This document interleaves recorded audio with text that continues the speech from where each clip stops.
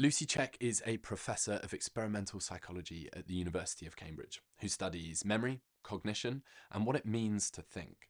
Her work examines animals and humans, asking how we form memories and how those memories shape our behaviour. But as AI systems grow increasingly capable, her research asks a new question, one that may be the most important question in science right now. How does human cognition actually compare to artificial intelligence? And are we anywhere near as close to the human level AI as the headlines suggest? Welcome to Bridging the Gap. I feel like the best place to start is maybe providing a bit of context around comparative cognition. Mhm. Could you maybe explain what it means to explore comparative cognition? What does studying that look like? So, one of the important things with comparative cognition is that whilst you have this idea of saying, oh, I want to look for intelligence in those other kinds of minds, or I want to look for a particular cognitive ability, every different biological mind that exists on the planet has evolved to be what it is today in particular circumstances. So you're trying to understand how clever or what cognitive capabilities something has, but you can't do that from a completely human perspective Mhm. because we can't make the same assumptions about minds that are not human minds as we would make about human minds. So you can have an assumption that this task is harder than that task, or that these two things should correlate, which holds and works for humans, but doesn't hold and work for other creatures. You've also got the situation that some animals have evolved to do particular behaviors. So if a human did that behavior, it would mean they were using that cognitive ability. But it might be something that behavior might be something that's an instinct for that animal. And on the flip side, you've got a situation that humans naturally do certain behaviors that animals don't. So you can use a particular method to study humans, which you just then can't use. So one of the things that's really important with comparative cognition is firstly, recognizing all of the assumptions you're making, recognizing all of the background information you're sort of relying on and stripping those away to understand the question at a kind of a more fundamental level, making no assumptions about what kind of mind you're dealing with, taking then what you know about that kind of mind and then building up from there to try and, on the one hand, level the playing field so you can study meaningfully, compare between different species that come from all different evolutionary histories, but on the other hand, make sure you're not undermining your own results or undermining what you can interpret from it by having false assumptions. So it's really important to design experiments very carefully, to look at, what experience does this individual have that means that they are able to do the task at all, but on the other hand, like, have they been trained to do that, Mm. and therefore is the result of it meaningless? And all of this transfers very clearly over to AI because really all we're looking at is another kind of mind, again with different assumptions, with different architecture, different structures, um, and a different history. The history isn't evolution, it's the history of what it's been designed to do and who made the algorithm and who, and what it was designed based on, and also what the training set was. So but in a human or an animal, its life experience is its training set. So really, a lot of these challenges come down to the same sorts of questions. What does a particular behavior mean? And what can we interpret from it? What can we assume based on a set of behaviors? And what what might we expect based on what training and what motivations and what reward structures that individual has, and whether or not that gets in the way of saying, okay, actually that's a clever behavior versus that's just what it's been designed to do. That makes total sense. And you spoke about kind of stripping it back to fundamentals, not making assumptions that a way humans might think would be exactly the same as, say, an animal or perhaps in the context of an artificial agent might be developed. Could you provide maybe a practical example of Yeah. kind of what that looks like? So one example is if you look at a lot of psychometric research, you only have to measure a few things in humans because okay, well if I measure this, if I measure mathematical ability and linguistic ability, that correlates with the ability to, intelligence in lots of other spheres. And so we only need to measure those, and we can say a lot about that. In occupational tests, for example, something like the bar exam, a human who takes the bar exam and passes the bar exam has potential to be a good lawyer. But that human also knows how to recognize emotions in other humans, knows how to read, knows how to make a cup of tea. There were all of these other things that this person is a human adult that made it through university gives you before they get to the bar exam. So you can interpret pass the bar exam as is able to potentially be a lawyer. If you take a language model that passes the bar exam, you can only know that it passed the bar exam. And so many of the tests that exist for testing humans are based on the assumption that this person is a human, and there's a lot that comes with that. But it's the same with an animal, that if you, for example, were to... A really good example is the digger wasp. The digger wasp is able to fly great distances and find its way back to this tiny little hole in the ground. If a human did that, a human would be using incredible navigation ability, incredible memory. But the digger wasp has evolved to do that. And you find that, for example, there was an experiment where they put little stones around the digger wasp's burrow. Digger wasp flies away, and then they moved the stones like 2 inches. The digger wasp flew back and then literally never found its hole. And it's because what they're using is a very, very simple mechanism where they sort of take a snapshot of what the hole looks like, and then that's all they use to recognize it. They know nothing about the hole. And so something that, because we're not evolved to do that specific thing, we would have to use vast cognition to do it. A digger wasp doesn't. And so those are two examples where if it's a human, the performance on this task gives you so much information. But knowing about the evolutionary history and knowing about the training set and not knowing about what all the other tasks or the other capabilities are means you can't make those assumptions in the AI or in the animal. And what's then important is that you measure that thing and all the things that would be underpinning the assumptions that feed into that. You spoke a bit there about when you're investigating maybe a more specific skill, like you mentioned using a large language model to pass the bar, but then couldn't make the cup of tea, Yeah. like maybe a human would. Have I misunderstood, or is that what the tech giants are talking about when they refer to generative AI? So generative AI, particularly if we concentrate on language models, because obviously the technology is moving all the time. So, by the time this is out, probably there will be, flying robots.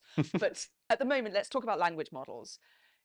Yes, okay, you can say, well, look, it's unfair to say, well, it can't make a cup of tea. It's a language model. All it does is language. Yeah. But there are all sorts of things that can be communicated via language that are still these breadth of cognitive capabilities. And, don't get me wrong, the language models are getting better and better Yeah. and better and better at these. And there's 2 points I want to make about that. The first one is that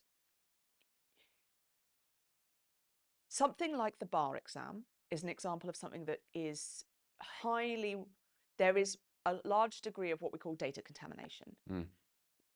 Questions that are on or are very like the questions that are on the bar exam are in the training set. And, if you think about it, language models basically trained on the entire internet, almost like the sum of all human knowledge has been funneled into this thing. And they are huge statistical prediction machines. So that if it's in the training set, and if it's in the training set enough, you don't have to understand the thing that's being asked about to know what the correct answer is. A really good example of this, and this was a few years ago, and the results don't hold anymore because we've had 3 generations, but is a good example, is that there's a really famous test in developmental psychology called the Sally-Ann task. And this is a test trying to understand to the extent to which children understand that other people's behaviours are driven by their underlying beliefs and knowledge. So in this task, there are 2 little dolls that you show children, and this is aimed for children aged 2 to 4. There are two little dolls called Sally and Anne. Sally puts her chocolate, say, in a box and then leaves. Anne moves the chocolate from, say, the red box to the blue box, and then Sally comes back. Where does Sally look for the chocolate? So this is an incredibly standard task that we use with 2-year-olds, 3-year-olds, 4-year-olds all the time. It is also one of the most highly published tasks in the psychology literature. So it's an easy version, and you don't give that to adults, but it's also really famous, and it's in the internet a lot. So there was this paper where they gave the Sally Ann task as a little vignette to, I think at the time it was GPT 3.5. It could have, and it passed. And the paper was called "Theory of Mind May Spontaneously Have Emerged in Large Language Models." And immediately the psychologists were like, wait though, because the 3-year-olds haven't read the whole internet. Like, there's a reason we can use the same test again and again for 3-year-olds. They haven't read the psychology literature. They haven't heard of the Sally Ann task. And so, other researchers came and said, well, what if I just change this one thing? So then they did a version of the task where, for example, Sally doesn't leave the room. Sally sits there watching Anne move the chocolate. And the language model gave the same answer. Because if you hear the words, if it sees the words Sally, Anne, chocolate, box, statistically, it's very likely that the answer to the next question will be Sally will look in the red box, or Sally will look in, the variable where Sally put the thing. That doesn't mean that they're doing the cognition that the question's asking for. They are using statistical regularities to predict what is likely to come next. Yeah, it hasn't developed theory of mind. It hasn't developed theory of mind. There is some arguments that it has now developed theory of mind. I don't agree with those, but that was a couple of years ago. I will caveat with that. But the point is that it was the reliability of these words in this, in this kind of situation, these types of concepts or these types of words being put together, which means the answer is likely to be this. And it's important that we understand that that's what they're doing. Now, which is not to say that once you get a good enough way of doing that, it's not necessarily possible to say, well, actually, you end up understanding everything that way, right? Because if, belief leads, belief A is followed by experience B, and that might lead to belief C, that's, in some ways, that's sort of just how causation works. But it has to be the actual causation, not words that are familiar from papers that I've seen before. So that's a really good example of making this assumption that, yes, okay, when a 3-year-old passes that, yes, we say they have theory of mind. When GPT passes that, we have to check that it hasn't read the paper. Just remembered the answer. Hasn't just remembered the answer. It's a slight detour, but quickly, where do you stand on, you mentioned it for a second, AI, does it have theory of mind? No. It's very good at theory of mind tasks. And I think what we have at the moment is a bit of a challenge because, again, we are now moving past this a bit, and some of my researchers, the research of my team are looking at this in multimodal models a bit more now. But let's stick with language models for a second. Language does a thing, and that thing is to take the complexity of the world and to boil it down to the relevant bits. So when you ask a question in language, you are already taking out most of the confusing variability in the real world, right? So at the moment we can only we've been asking questions of language models in the form of maybe a little vignette, a little story. In a way, what you're doing there is saying, right, here is a very short piece of writing that summarizes all the information you need to use to solve this task. Now solve this task.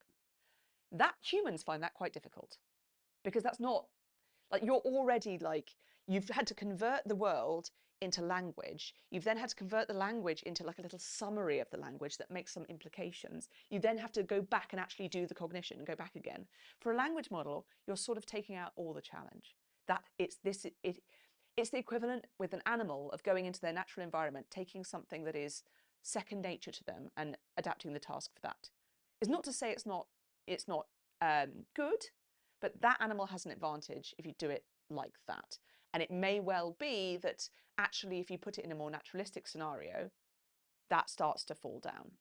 So for example, one thing we're working on at the moment is making these very long form tasks where it's not that you've summarized, Sally has put the thing in the box and then left. It's that you just have, a narrative as you would in a novel where things are unfolding. And in order to understand the mental state of Sally, you need to not just read a nice little summary, but take information from over here and from over here and from over here and from over here, and not only be able to combine them, but know which bits of information to combine to make that inference, because that's what we're doing all the time. We don't present our 3-year-olds with a little lovely summary of the interactions they've just had. They experience the interactions in long form.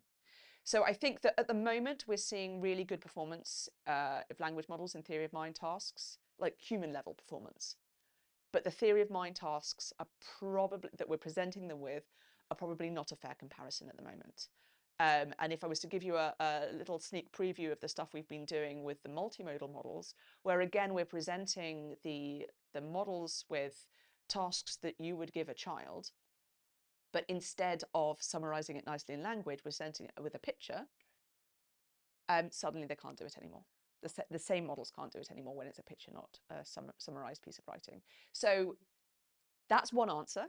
Another answer is that it depends whether or not you care if a cognitive capability has to be in all possible contexts. Because again, for an animal or for a human, they are an organism that is just the same organism all the time, with all the same sensory capabilities and all the same architecture, if you like, and infrastructure around, with always the same body and always the same visual system. If I take GPT-4 and I make it, now it's having to do, multimodal stuff with vision, or now I've put it in a scaffold where it has to be an agent.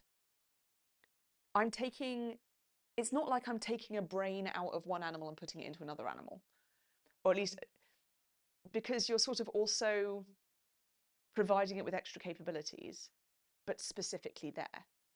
And so you end up having very different cognitive capabilities of, say, GPT-4, say the same model, if it's here looking at images, or here as an agent, or here just in text format. And so how, you have to have a different, you have to be very careful about what you're defining having a cognitive capability as meaning. If you have it here, but not here and here, does that mean like, oh, you have it, but like you've made it too hard over here? Or does that mean, well, maybe you have it when it's, you seem to have it when the questions are set up in such a way that it, plays to your training set and plays to your, pre-programmed strengths, if you like. But as soon as you take it out of your comfort zone, you can't do it at all. Um, moving on to what you've started describing there a bit, I'm going to call them your playgrounds, the evaluation center. Yeah. One of the things I wanted to talk to you about, but I wonder if your answer might change slightly because it sounds like you're doing more advanced versions of this, or maybe it's just changed a lot in the AI landscape, is the research you did on the Animal AI Olympics. Yeah. Firstly, I wondered if you could maybe briefly give an overview of what that study was, Yeah. what you found, but considering what you've just said about these new multimodal studies you're looking at, Yeah. maybe how it differs now, considering a lot has changed. Yeah. So the Animal AI Olympics, so the Olympics was a competition. But the animal AI environment is more of an ongoing study program. So I'll describe it in those terms. Cool. So what we did is we created a computer game environment, which is a little bit like Minecraft, a sort of first person, you're navigating around the environment sort of situation, but it's very simplified. We wanted to keep the state space very simple, and we wanted to keep the action space very simple. So you're the agent, whether or not that's a child playing a computer game or a RL model, it can basically move forwards, backwards, left or right. And that's it. And what you do, and we have a very simple set of objects, and from those objects we can build environments. So you might have, a maze, which is a complex environment, but it's built from lots of walls. We have that one object, wall. So you can build, the idea with these environments is that you can build in them any task that you could give an animal or a small child physically. You can play it as a computer game because it's in a computer game engine. So we can test older children and adults playing the same thing as a computer game. And you can also have an RL agent in there as an agent. We have also now put language models in there as an agent. And so what we've been doing, the first thing we did was the Animal AI Olympics, and we built 300 tasks with then some variants, so it ended up being 900, which were inspired by animal cognition and developmental psychology tasks to get a sort of overview of the sort of cognitive capabilities of what were at the time, and this is 2018, cutting edge RL, cutting edge AI models. So we had around 70 entries from programmers from around the world, and they had trained their RL. We gave them the environment, but we didn't tell them what the tests were. And so they trained their models however they wished. They had all of the objects and they had all of the environments. They could do whatever they liked. They could build their own training set. So they did that, and then they submitted them to us, and we tested them on our Olympics battery. And what we saw from that is that there were some things that there were plenty of agents that couldn't do anything at all, but there were a subset of things that most of them could do. So all of the environments have the structure that there is a reward, which is like a green ball which you have to go and find, and there are other things that can kill you, like lava, and like poison fruit, which are like the death rewards, and things you have to avoid. And then you can go up ramps and basic things like go and find the reward in a great big open space. A lot of the agents could do. Then as soon as there are obstacles or mazes or a little bit of navigation, performance really drops off. And then you found that there were things like tool use and object permanence, which is the ability to understand that when something goes out of sight, it sort of still exists and you can still do stuff with it, where they really, really dropped off. And what Konstantinos Voudaras, who was in my lab at the time, what he was doing is that he compared the performance to 6 to 10-year-old children playing it as a computer game, just to get a sort of level of where, not a human adult, but children who are old enough to confidently play a computer game, but still young enough to have some, some non-adult limitations. And really, the RL AIs at that time were about the same for, here is an open environment, find a reward, but dramatically worse as soon as the kind of challenges got more cognitive. So that was the Olympics. Since then, what we've been doing is building very large batteries of tasks geared at really comprehensively evaluating particular cognitive capabilities. So again, Cozy, he built a huge battery called Au Piaget. All of the names are puns.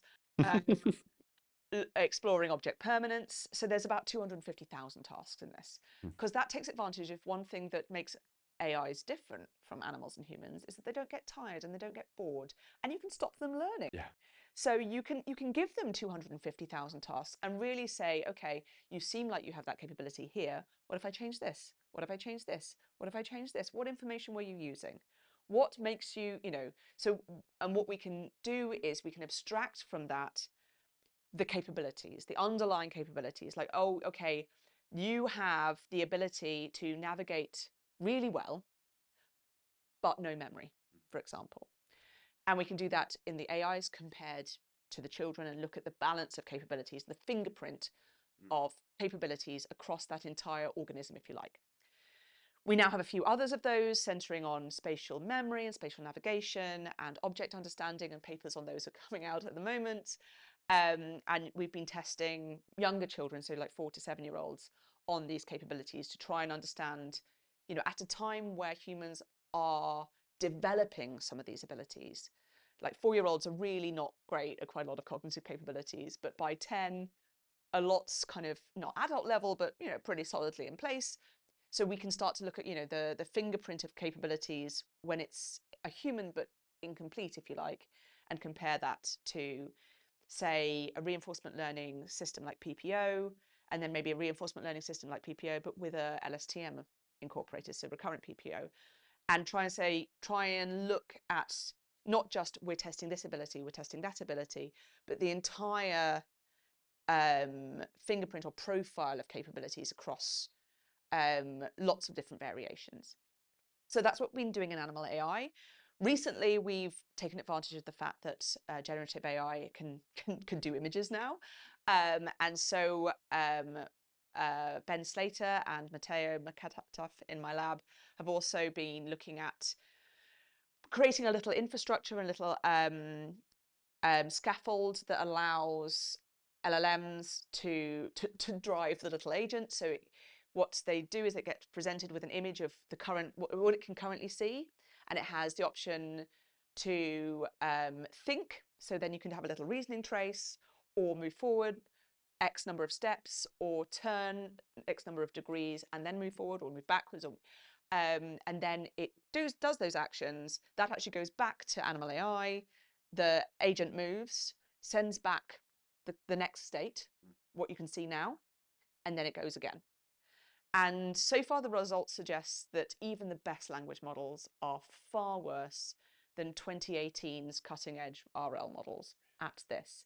And there were some really funny little tidbits in there, because if you read the reasoning traces, you can see sort of, so Claude is very verbose.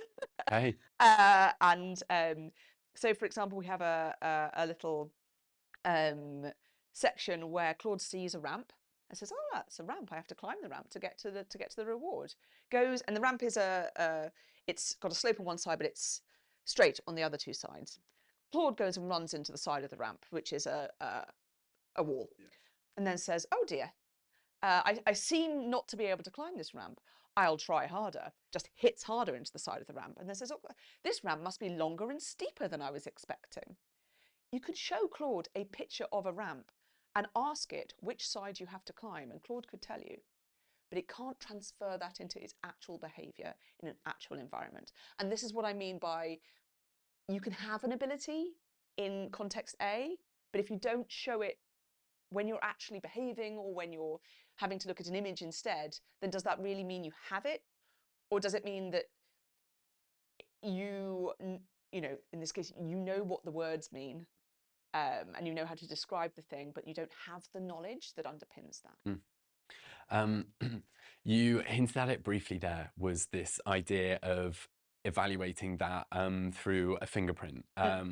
This profile, which, correct me if I'm wrong, is how you understand the detail behind its performance. Yes. And I actually had a quote of yours, which was from one of your lectures maybe a year or two ago, where you said, "We are both stupid and clever in equal measure, just in different places." Yes. What do you mean by that? I think that's a Brian Cox quote Okay. that I use, but it's a good example of saying that it's all very well to talk about artificial general intelligence or biological general intelligence. And, you know, if you dig down a little bit about what you mean by that, you kind of mean you've got a profile where you're good across a bunch of stuff. And humans are special in the animal kingdom, partly because we're good across a bunch of stuff. We're not just good in one place. We're not just good in a couple of places. We're quite uniformly good. And there's plenty of stuff we're terrible at compared to other animals. We have much worse like visual capacities compared to, for example, birds of prey. We have much worse smell compared to basically all mammals. We have our own stupidities. We just don't value them because they're not stuff that we do, because we're not good at them. For example, the Clark's Nutcracker can remember the location of like 90,000 nuts across 6 months, 60,000 nuts across 9 months. Anyway, something we can't do. And that's because that they've evolved to do that. That memory is the thing they need to have to survive the winter. So do we say that they're cleverer than us because they can do that memory feat? I mean, we could, if that's what we decide that intelligence is. So with a profile, we can say, okay, here, if we take performance, and performance is really just the measurement of how you did in that thing, not your measure of the underlying, the latent variable of the cognitive capability that drove that behavior. So what we can do using sort of Bayesian statistics and things like that is that we can extract, if we know what challenges this situation offered and what challenges that situation offered, we can extract, based on the performance, okay, well, when there was a huge challenge on this ability, they performed really badly. But when there was only a small challenge on that ability, but a big challenge on this ability, they performed really well. And that's very noisy when you only have a few tasks, but when you have thousands of tasks, you can really begin to isolate the consistencies that imply a cognitive strength or a cognitive weakness. In general, humans as a species have very good general intelligence. We're good everywhere. But as we know from just, intuition in everyday life, some people are really good at maths and really bad at spelling. Some people have the opposite pattern. So there's the strengths and weaknesses of humans as a species, and then within any given individual has strengths and weaknesses. One of the debates in the whole IQ literature and the intelligence literature is, then what's intelligence? Is intelligence the ability to recognize patterns? Is intelligence the ability to flexibly adapt to a new situation? Is intelligence how big your vocabulary is? These have all been posited before. Often they take one thing in the cognitive profile or a couple of things, and they emphasize that as intelligence. But one could equally argue that something quite different that's almost orthogonal could be a definition of intelligence. So if you have someone whose cognitive profile, if you like, is not strong on linguistic and numeric capabilities, but an absolutely incredible visual artist or an absolutely incredible dancer, there are arguments to be made that those are just other parts of the profile. And so, yes, they're low here, but they're high there. On average, they're the same. It depends what you emphasize. And so one thing so when we say, we're all equally clever and stupid, we all have our mountaintops and we all have our valley depths as a species and as an individual. And we tend to, in our society and in our species and in different cultures, we emphasize certain bits that we would like to be mountaintops to be considered an intelligent person.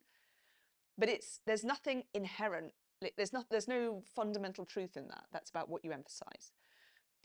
With AI, we have for the last 50, 100 years been trying to automate the stuff we find hard. We haven't been automating the stuff we find easy, because why would we? So AI is sort of predisposed to seem really clever to us because it takes the things we find hard and it does those really well. The stuff that we find trivial is the stuff AI finds hard, because actually it's kind of intuitively being able to pick up on the emotions of someone else based on a flicker their eyebrow did. Like, we just do that. I couldn't even describe how I do that. Maths is hard. AI finds maths trivially easy.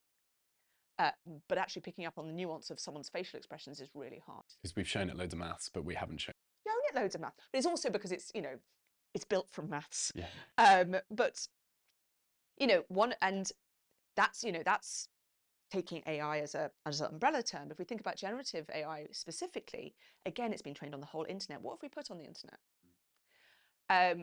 A really lovely example is if you look at language models doing maths, it is an assumption we make that if you can do hard maths, you can do easy maths. Because in a human, if you can do hard maths, you can do easy maths. That's not true for language models. Language models have seen certain maths equations or certain maths things, the working behind certain maths problems, more than others. There's no one Googling 1 + 1, right? There's no website dedicated to how to work out 1 + 1. If it's the conversion equation between euros and dollars, if it's the conversion equation between kilos and pounds, that's all there on the internet loads of times. If it's really hard maths problems that people actually struggle with, there'll be a Wikipedia page for it. Primary school mathematics is not on the internet in anything like the same way. So it is not the case. Actually, they find hard maths much, much easier than easy maths. And it's because of the training set. And again, it's like, well, actually, then are you using maths as we understand maths? Or can you just recognize the format of the question? So it's a really good example of the stuff we find hard is the stuff we're putting in the training set. The stuff we find intuitively easy isn't being written down, even, let alone a Wikipedia page explaining it. So again, it's another example of how the assumptions don't line up. We have taken the things we find to be hard, and we've automated them because they're hard. So that's what AI is doing, which means that when we look at AI and what AI can do, we go, gosh, isn't that clever? Because those are the things we deem to be clever. Those are the mountaintops in the profile that we value. Okay, I feel like in a lot of what you said there is you've highlighted that AI is clearly very good at some very specific tasks, and perhaps that's likely because that's what we've taught it to do, right? And humans perhaps are a lot better at more general tasks, and unless I've misunderstood that. Um, then why do we still have all of these headlines in the media and these maybe tech conglomerates shouting at us to be afraid that it's so much smarter than us? So there's a few reasons for that, some obvious and political and classic. Mm. The people making the product are the people saying how good it is, and that's not unusual. It's very easy. It's impressive, right? You talk to the language models and they seem impressive. And if you think about the things that they're supposed to be good at, those are surprising. That's not what we expect computers to be good at. We used to be like, okay, it's a machine learning system. It can do big numbers. We've been impressed by the big numbers capabilities of AI for decades. We were all very excited. I say we were all. I mean, I wasn't born. You weren't born. When Deep Blue defeated Kasparov, Yeah. um, that was headlines and headlines and headlines, and that was a really tiny AI compared to what we have now. So one of the reasons is that it's really very impressive, and it's because it's doing language, and we're not used to AIs doing cool stuff with language. That's really, really new. We're just really surprised by it, and we're really impressed by it. Another reason is that we think certain things are difficult that are not. Mm. Like saying something like, oh yeah, that's a great question, I'll have to think about that, requires no intelligence whatsoever, but suddenly makes the thing that's about to be said seem more human, seem more intelligent. There are certain little behaviors that make the system seem like another person, and then it does something impressive because it knows the whole internet, and then it's like a person that knows the whole internet, and isn't that person clever?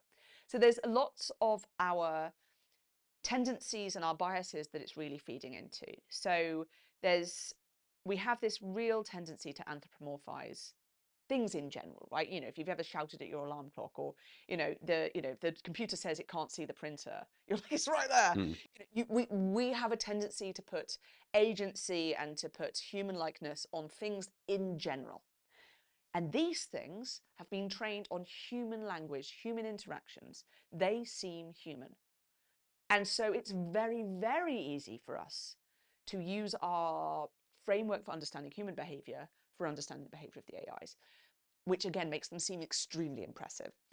So that's one answer, that it is impressive and it feeds to our biases of seeming impressive. So it has that kind of thing. Another thing to watch out for Mm. is when you or I go on the internet and talk to Claude or Gemini or GPT, we are doing a very narrow set of things. Yes, it can produce all sorts of information for all sorts of answers, but the actual interaction we're having with it is very narrow. And there's been an awful lot of hype about the things this is going to be put to use doing. But it's been a few years. And okay, there's lots of companies trying to push their AI product down your throat. I don't know, back at you. As a customer, how often do you just go, no, no, I don't want that, because you've experienced it a couple of times and you're like, you know what, it was impressive for 5 minutes and then it got really annoying and really frustrating because I actually couldn't do the thing I wanted. And actually that is in practice what's being discovered, that it's incredibly impressive, but in narrow applications. And then as soon as you go beyond those narrow applications, it can be really impressive. but it is not reliably really impressive. And you can say the same as humans, but again, we have the assumptions, we have the priors, we know what to expect from humans. If they're really good at this, they'll be really good at that. We have a predictive framework where we can know what to expect from them and know what we can trust and what we can't trust. If I have a 15-year-old work experience student who's really smart, I might be like really impressed with them, but I'm not going to let them write a paper for me and not proofread it, right? Yeah. Because I know what I can expect from them to be able to reliably do based on who they are, what experience they have, and what I need to check, what I need to cross-reference, what I need to follow up on. GPT and Claude and Gemini and all of these language models, because they seem so impressive, it's very difficult for us to understand that 1 minute it'll be doing something superhuman and the next minute it'll be making a mistake that my 6-year-old doesn't make. And it will be doing this back and forth. And that's fine, annoying, but fine when we're just chatting to it. When I just want to be like, hey, is there any information about like how many celebrities have like daughters rather than sons? One, really low stakes, doesn't matter if it's wrong. And two, um, I can easily, cross-reference or check, it doesn't matter. If you've got it in a customer services chatbot, it begins to matter, both in terms of if it, just offends someone, then you've got, reputational issues, reputational risks. But you can have situations, for example, and this is not necessarily a real situation, but what if someone said to it, "Are you a human?" and it said yes? It would say, maybe it says no 80% of the time. And then sometimes it's like, well, the most positively received answer to this question is yes. That's a real problem. What if you say, oh, no, I want to speak to a human, and it says, okay, I'll put you on board with a customer services representative, because that is commonly the answer to that question. But it has not got the capability to do that. So it's just lying. And then what? If a human lies as a customer services representative, and you know they have, there's disciplinary measures, and you're like, don't do that again. And then they might get fired, and then that human is gone. Who is responsible if a, say, Claude-based customer services chatbot lies or hallucinates in that situation? What do you do if it does? And what if it's only lying 80% of the time or only lying 20% of the time? So it's this inconsistency on the first place, and also our inability to know how to predict where it's going to be good and robust and reliable and where it's going to be very hit and miss, sometimes incredible, sometimes terrible. We don't have the underlying predictive framework for doing that. And that's partly because everything's new and changing all the time. And it's partly because we're not taking, I would say this, of course, but partly because we're not taking this cognitive approach to saying, not just how did it do there? How did it do there? Was that impressive? Was that impressive? But looking at the underlying variables, the underlying capabilities that drive behavior here and here and here and here. Because if you say it performs really well here, again, if it was a human, that would mean it would mean it has this underlying capability, and it would mean it performs well in all these other places. We don't know what assumptions to make yet with the artificial systems, and so what we need to say is be really clear if it has this latent ability, and then we can start to say, and that means it should be able to do this, and should be able to do this, and should be able to do that. And we're not there yet, which means that any company or any application where it's really crucial that it doesn't fail, both through a lack of capability or through because, it knows the answer, but it's much easier to get to its aim if it just lies, or manipulates or blackmails. We don't know how to be able to say, I guarantee it won't do that. There is no way of doing that. And so if you look at things like, the FDA, that is a system where if you want to put a medical device out into the world, you have to say, the chance of it doing this bad thing, the chance of this inhaler accidentally giving you an overdose is below X%, because you can measure it you know what to measure, you do the statistics, you see. We don't have the measurements, and we don't have the the fundamental the measurement to prediction pathway for being able to make any of those guarantees. And so that's why I think on the one hand, that's why there is this this discordance between the amount of hype. It's amazing. It's beyond human. It's going to take your job. And yes, in specific places, it is amazing. Sometimes. It's better than humans sometimes. But not reliably. And so you have either companies who are saying that's too high a risk, or you have companies saying, let's do it, that then end up having to backtrack. And there's a big headline saying, oh, well, the system blackmailed someone, or the system deleted a database, or the system actually annoyed all of the customers. And so they have to backtrack and rehire their staff. And these mistakes are costly. So I think the same reasons why I would be hesitant to say, yes, you know, that's AGI or that's AGI, are the same reasons why we're seeing this overhype and being defined as overhype, because we're not seeing it translating into actual use cases. Because it's like having a human who can be brilliant, but half the time won't turn up, or half the time, you know, is the most incredible mathematician, but offends everyone. You're going to put them in a really specific job, but you're not going to put them in customer services. So I think there's, to circle back to the question you actually asked, there is a lot riding on them hyping it. Yeah. They've put so much money into this, and it tantalizingly seems so close that it will be taking over everything. And you know, but we're still in the ... question mark profit bit of the business model, right? Because they've put so much money into producing something that is astounding. But the extent to which it's actually reliably useful is still a little bit of a question mark. It's definitely useful sometimes. I also think that if you look at, and this is where I get, you know, tinfoil hattish, if you look at who has all the money and then who has all the political influence and then who has all the media influence, there's certain individuals who not only have a vested interest in maintaining the hype, but also have, you know, a mouth to the ear of the people with the megaphone. Yeah. So it's unsurprising that we're hearing from them. We're not hearing from, you know, that psychologist that works at Berkeley, or, you know, those aren't the people with their mouth to the megaphone. So there's a lot of different things going on there, I think. Unbelievably helpful, and I'm also conscious of your time, so I won't ask you too many more. But one thing we did want to ask you is, when we did our interviews with the public, Yeah. we asked them 4 different questions, a few of which you've already answered. We asked if they know what AI is, how often they use it, and what kind of thing they use it for. I wonder if you want to comment on that a bit in outside of your research, in that clearly you use it loads because your research examines it. Yes. But I wonder about outside of that, do you use it often? So I probably don't use it as much as I should. You know, certainly people in my team use it lots more than I do.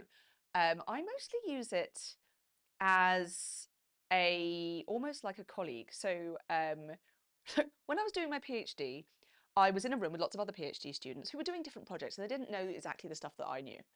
But they were intelligent, informed people in the room with me, where I could turn around and say, can I bounce this idea off you? And as you get more and more senior, you're more likely to be in an office by yourself with no one to bounce those ideas off. Yeah. And so actually having sometimes it's just been like, what's another word for this thing? You know, and sometimes it's like, does it make sense to say? And it's not that you're sitting there going, okay, I'll take what you gave me verbatim, that's the answer. It's having that board to bounce yourself off against, where normally you can only get that from another person. So I find that really useful. Yeah, I use it. I have an absolute terrible. I'm terrible at spelling. I'm terrible at finding words from my vocabulary. So I use it for that a lot. And I'm terrible at coding. And so being Bug able checks. to, you know, either say, can you write some code for me? And then you know, it doesn't work. And then you say, oh, there's this bug. Or just being like, okay, I've written this code and it's doing this thing. Why is it doing that? And again, often it's wrong, but at least it's giving you some answers. You know, so things where I just need some ideas, I just need some feedback, I just need something like that, where it doesn't matter if it's a bit wrong, because having, some of it might be right. And the point is, I'm going to use my critical thinking on it. I'm going to take it away and look for other evidence and look for. So that's the sort of thing I use it for. Yeah.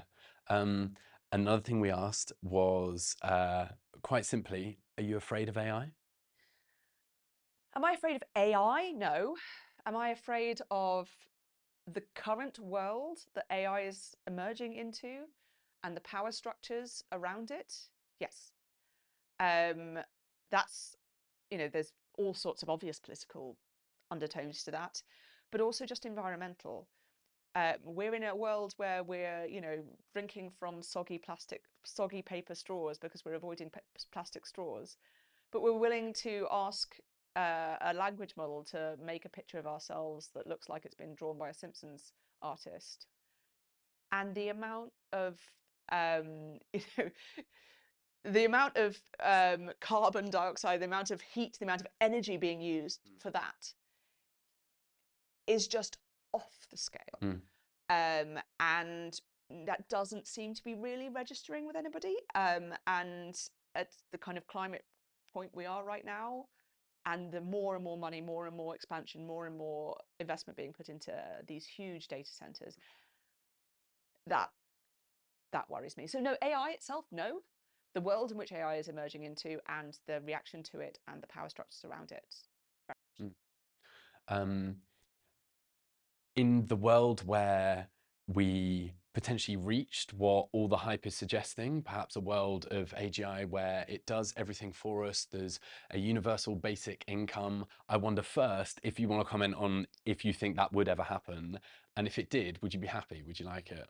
I would love that. You would. Like, if I believed that being able to automate stuff meant that people would be working less, and by people I don't mean billionaires, but like, people. Yeah. So long as they're, the question is, what's the cost? So, if we're destroying the planet in the process, probably wouldn't be happy with that. But if we found a way, let's imagine we found a way to get all of the AI that we need without destroying the planet, and that it was being used not to just line the pockets of a select few, but actually to mean that everyone had to work less and life was just easier. Sure, great. Like, do I have to be able to earn a living as an artist if I get to be an artist because I have time? Those are complicated questions. If that's, but I think there's an awful lot to want there. I think the other side of it is that I think that's a bit like saying the Industrial Revolution was going to lead to that. We've been here before, not here, but we've been to equivalents of here before, and it's never led to a 2-day weekend, a universal basic income, and everyone being really happy. That's unfortunately just not the world we have ever lived in. Lizzie, thank you so much. Thank you so much. That was fantastic. Really enjoyable conversation. I'm sorry we don't have longer. I hope we get to do it again sometime. But yeah, you're fantastic. Those answers are brilliant. And equally, I cannot wait to see the research that you have planned and coming out, and to see how what you find develops, and hopefully elucidate some light on what's actually going on with the performance of some of these models. Thank you. Thank you.